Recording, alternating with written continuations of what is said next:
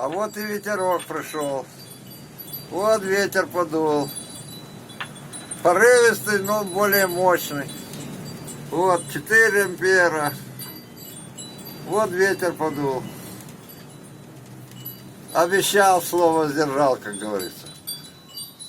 Эти конденсаторы, что вы видите, они постоянной емкости по 10 микрофарад. По 3 параллельно 30 микрофарад. Да.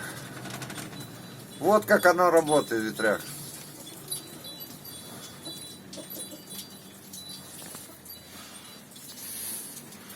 Вот обещал показать. Показываю. Вот он. Давайте вот посмотрим. Вон он крутится. Ветер такой. У нас с ветрами, конечно, плохо. У нас порывистые такие ветра. Тут у меня завихрение. Но оно работает. Ток дает. Все нормально. Напряжение аккумуляторов.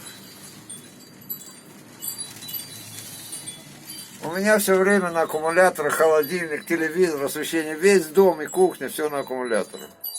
Только трехфазные, что есть там.